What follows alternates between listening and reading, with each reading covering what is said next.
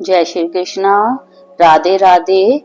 आप सभी का दिन शुभ एवं मंगलमय हो। कान्हा जी की कृपा से आप सभी की मनोकामनाएं पूर्ण हो। चलिए शुरू करते हैं कार्तिक महात्म्य अध्याय 9। इधर तो शिव जी और जलंधर में भयंकर युद्ध हो रहा था। उधर वृंदा ने स्वप्न में देखा कि उसका पति समस्त अंगों में तेल मलकर नंगे शरीर भैंसे पर सवार होकर प्रेतों के साथ दक्षिण दिशा की ओर जा रहा है।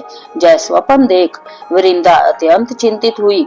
महल, अटारी, गौशाला तथा वाटिका आदि कहीं पर भी उसे चैन नहीं मिला। तब वह एक वन से दूसरे वन में जा पहुंची। वहां उसने शेर जैसे मुख वाले 2 राक्षस देखे। उन्हें देख वह सहसा डर गई और एकदम वहां से भाग खड़ी हुई। आगे जाकर उसने एक तपस्वी और उसके शिष्य को देखा और उनसे अपनी रक्षा की प्रार्थना की। विनय सुनकर मुनि ने एक हुंकार से उन राक्षसों को भगा दिया। वृंदा ने विनय पूर्वक मुनि से कहा, हे मुनि, मेरे पति जलंधर तथा महादेव जी में घोर युद्ध हो रहा है। उसमें विजय किसकी होगी, बताने की कृपा करें, क्योंकि आप सर्वज्ञ हैं। वृंदा के वचन सुनकर मुनि ने आकाश की ओर देखा। उसी समय 2 बंदरों ने आकर मुनि को प्रणाम किया और फिर मुनि का संकेत पाकर वे दोनों बंदर वहां से चले गए। पुनः थोड़ी देर बाद वे दोनों बंदर आकाश की ओर से आए और उन्होंने जलंधर दैत्य का सिर तथा धड़ लाकर पटक दिया। वृंदा अपने पति के मृत शरीर को देखकर अत्यंत दुखी हुई और विलाप करती हुई पृथ्वी पर मूर्छित होकर गिर पड़ी। मुनि ने अपने कमंडल से वृंदा पर जल छिड़का तो उसमें कुछ चेतनता आई। तब वह पुनः विलाप करती हुई मुनि से कहने लगी, हे मुनि, जिसने देव, गंधर्व एवं विष्णु सहित तीनों लोकों पर विजय प्राप्त की थी, वह शिव के हाथ से कैसे मारा गया। आप सामर्थ्यवान है, अतएव किसी प्रकार मेरे पति को फिर से जीवित कर दीजिए। तब मुनि कहने लगे, हे बद्रे, शिव जी के हाथ मारे हुए को जीवित करना असंभव है, परंतु फिर भी हम तुम पर कृपा करके इसको जीवित किए देते हैं। इतना कहकर मुनि अंतर्ध्यान हो गए और जलंधर जीवित होकर वृंदा के साथ प्रेमालाप करता हुआ आलिंगन बंद हो गया। वह शव जलंधर का नहीं था, वरन जलंधर के वेश में भगवान विष्णु थे। वृंदा जलंधर वेशधारी विष्णु के साथ उस वन में रमन करती रही। एक दिन मैथुन के बाद अपने पति के वेश में विष्णु को पहचान कर वृंदा अत्यंत क्रोधित हुई और बोली, तुमने मेरा पतिव्रत धर्म भंग किया है, इसलिए मैं तुम्हें श्राप देती हूँ। निश्चय ही वह कपट मुनि तुम ही थे और तुमने ही माया द्वारा 2 राक्षस बनाए थे। इसके बाद में वे दोनों राक्षस तुम्हारी स्त्री का अपहरण करेंगे और जो तुम्हारा शिष्य था वही बंदर का रूप धरकर तुम्हारी सहायता करेगा। तुमने मेरे साथ छल किया है, अतः तुम इसी समय पत्थर के हो जाओ। इतनी कथा सुनाने के बाद नारद जी ने महाराज पृथु को बतलाया, हे राजन, भगवान विष्णु ने देवताओं तथा अपने भक्तों की रक्षा के लिए पतिव्रता वृंदा का शील भंग किया था, इसलिए मन ही मन वे अत्यंत दुखी थे। उन्होंने वृंदा से कहा, हे वृंदे, तुम्हारे श्राप को ग्रहण करते हुए मैं अवश्य शिला रूप हो जाऊंगा, परंतु तुम भी वृक्ष रूप होकर मुझको प्राप्त होगी।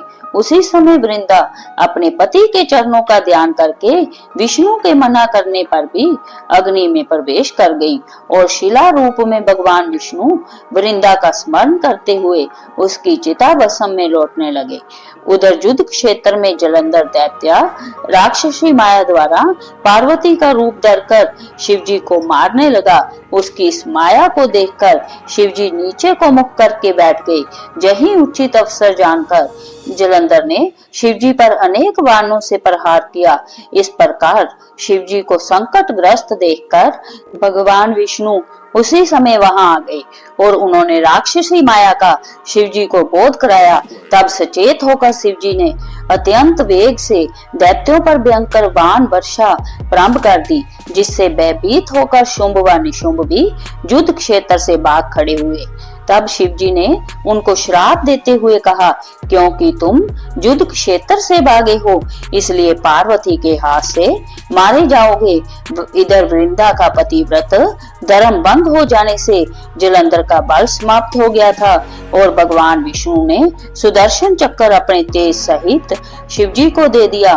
तब शिव जी ने विष्णु तेज के साथ अपना और ऋषियों के तप तथा पतिव्रता स्त्रियों का तेज पिलाकर जलंधर दैत्य पर छोड़ दिया। सुदर्शन चक्र के प्रहार से जलंधर का सिर कटकर भूमि पर गिर पड़ा।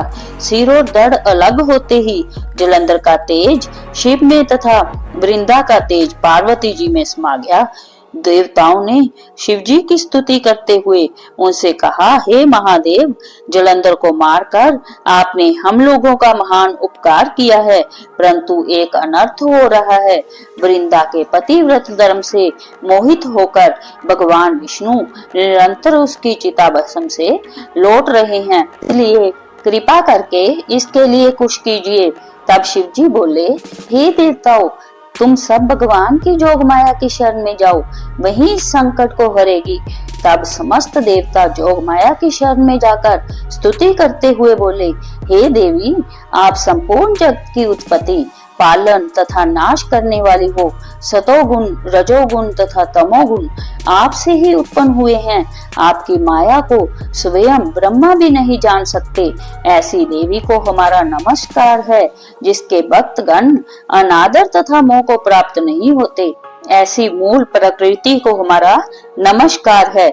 उस समय देवताओं ने आकाश में एक तेज देखा और आकाशवाणी सुनी, रजोगुण, सतोगुण और तमोगुण रूप गौरी, लक्ष्मी और सरस्वती मैं ही हूँ।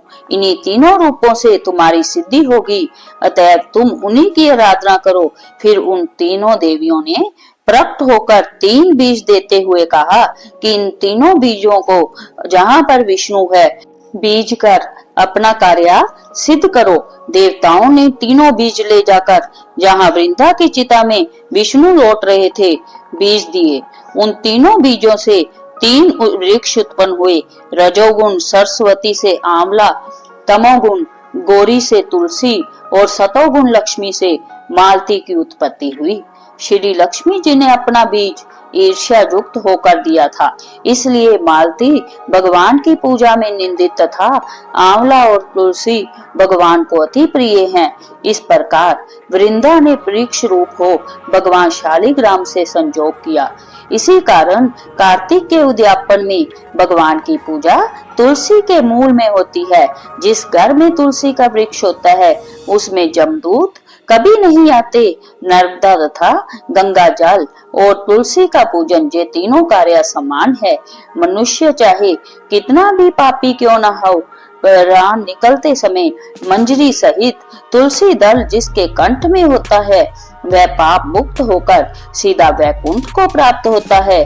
जो मनुष्य अपने पितरों का श्राद्ध तुलसी और आंवले की छाया में करता है उसके पितरगण मोक्ष को प्राप्त हो जाते हैं।